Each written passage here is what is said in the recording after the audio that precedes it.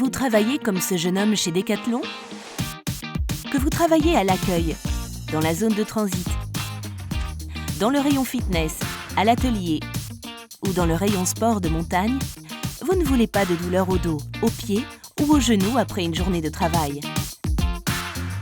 Pour rester sportif, même après le boulot, se balader, faire du ski, jouer au tennis, nager, danser, faire du fitness, du foot ou du vélo, le but est que le sport ne se limite pas au travail. Vous souhaitez rester en pleine forme. Pour épargner votre dos, genoux et épaules, une bonne position est essentielle durant le travail. Les principales positions à adopter sont la position squat, s'abaisser avec point d'appui et déplacer les pieds à la place d'un mouvement de torsion. Et quoi que vous fassiez, variez les positions, changez à temps. Ces positions semblent parfois sorties d'une salle de fitness, mais une fois que vous y êtes habitué, les tâches quotidiennes semblent beaucoup plus légères et moins accablantes. Toutes ces positions prennent soin de votre corps et facilitent votre travail avec autant d'efficacité. Ces positions ne prennent pas plus de temps, au contraire. Pour plus de clarté, nous les présentons en pratique. Plusieurs points névralgiques se présentent dans plusieurs services du magasin. Se pencher vers l'avant est l'erreur la plus fréquente. We werken tijdens de dag heel vaak voorovergebogen, wat eigenlijk niet zo goed is voor de rug. Hier zie je een klein voorbeeldje van hoe je rug eruit ziet. Dan zie je 2 wervels en daartussen eigenlijk een tussenwervelschijf. Als we gewoon recht staan, is die gelijkmatig belast. Maar als we voorover gaan buigen, wat zien we dan? Dan gaan we eigenlijk een druk krijgen vooraan en zie je dat er achteraan meer opening gecreëerd wordt. Als we dat jaren aan een stuk doen bij heel veel zaken, kan het zijn dat we op lange termijn een hernia gaan ontwikkelen. En dan zie je dat er eigenlijk een druk zal komen op de zenuw die hier loopt, wat zeer pijnlijk kan zijn.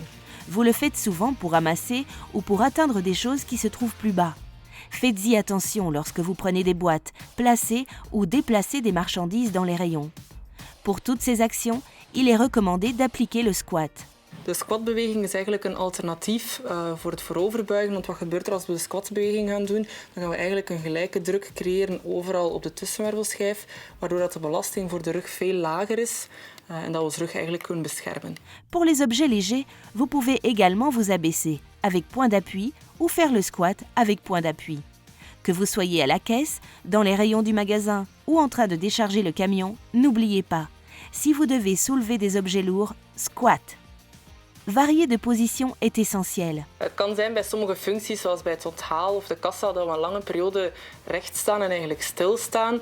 Dat is voor de spieren zeer vermoeiend. We moeten constant werken om te zorgen dat we in de goede houding blijven, maar er gaat geen doorbloeding, waardoor dat die spieren geen voedsel krijgen. Dus daarom is het belangrijk om te proberen zoveel mogelijk variatie te brengen in je houding, is te veranderen van het ene been op het andere been, zodanig dat er terug bloed naar die spieren gaat en dat dat voor die spieren minder belastend is op die manier. Quand vous déplacez des objets d'un côté à l'autre, évitez de faire un mouvement de torsion. Torsiebeweging is niet goed voor het lichaam, want wat gebeurt er? Je ziet dat we hier eigenlijk een soort van draadjes hebben die tussenwervelschijf mooi op zijn plaats houden. Als we een torsiebeweging maken, gaan we die eigenlijk gaan ronddraaien.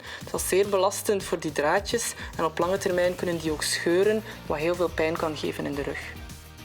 Pour éviter le mouvement de torsion, déplacez vos pieds afin de ne pas tourner le dos. Par exemple, quand vous déplacez des poids sur un rayon, il est conseillé de mettre les marchandises en hauteur afin de ne pas devoir se pencher. Pour les objets qui sont en hauteur, préférez un marchepied. Il est inutile de s'étendre ou de sauter pour atteindre des marchandises en hauteur dans les rayons. Prenez tout simplement un marchepied pour vous aider. Si vous devez tirer ou déplacer des marchandises ou boîtes lourdes, demandez de l'aide. Tirer seul un objet lourd prend plus de temps et est mauvais pour le dos. Par exemple, un vélo électrique est trop lourd pour être porté seul. Les boîtes de plus de 20 kg ou les palettes en bois sont également trop lourdes pour être prises seules. Il est possible de porter seul des palettes en plastique, mais demandez l'aide d'un collègue pour celles en bois. Pour ouvrir une boîte, coupez toujours avec le couteau vers l'extérieur, c'est plus sûr. De préférence, placez la boîte en hauteur.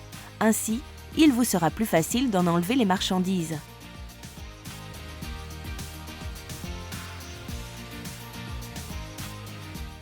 Assurez-vous que les couloirs restent libres pour éviter tout trébuchement. Ne laissez pas traîner une palette dans le couloir, mais enlevez-la immédiatement.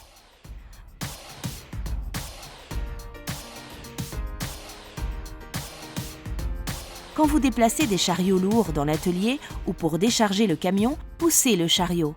Ne tirez pas le chariot en un coup, mais poussez-le lentement en utilisant tout votre poids. Il existe tout de même des points d'attention concernant la bonne position spécifique à chaque service. Nous commençons par la caisse. À la caisse, l'objectif n'est pas de rester assis sur une chaise toute la journée. Changez de position. En position debout, vous bougez plus et votre corps souffre moins.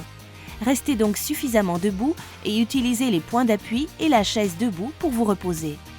Le plan de travail à la caisse est conçu de telle sorte à ne pas devoir se pencher, ce qui est mauvais pour le dos.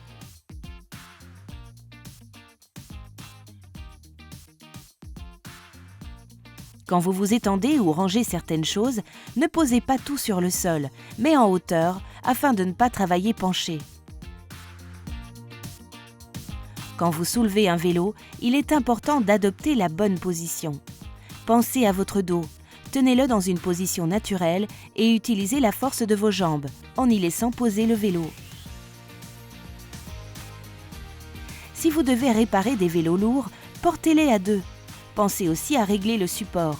Adaptez la hauteur pour éviter de vous pencher ou de le soulever trop haut.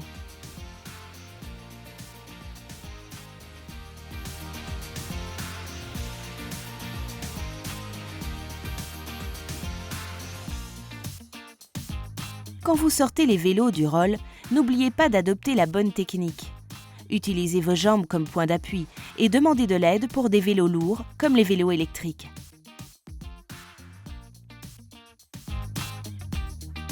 Les marchandises entrantes que vous déchargez et manipulez sont souvent des grandes boîtes lourdes. Pour protéger votre dos, il est essentiel d'adopter les bonnes techniques. Ainsi, il est préférable de tirer les boîtes lourdes au lieu de les porter. Au besoin, tirez-les à deux. Placez les boîtes à une hauteur suffisante pour les pousser dans la bonne position. Pour ce faire, posez-les sur une boîte vide. Pour déballer des vélos, il est recommandé d'ouvrir la boîte sur le côté et non sur le dessus, pour ne pas devoir les soulever au-delà de la hauteur d'épaule. Vous pouvez sortir les vélos de la boîte sur le côté ou renverser la boîte. Voici les mesures de base à respecter pour protéger votre dos, jambes, pieds, genoux et épaules. Que devez-vous désormais pratiquer davantage au travail et à la maison? Squat. Abaissez-vous avec un point d'appui. Variez. Évitez la torsion. Utilisez des outils. Et demandez l'aide de collègues. Adoptez ces positions durant vos tâches quotidiennes et pensez que cette petite contrainte vous apportera beaucoup de plaisir dans le sport après le travail.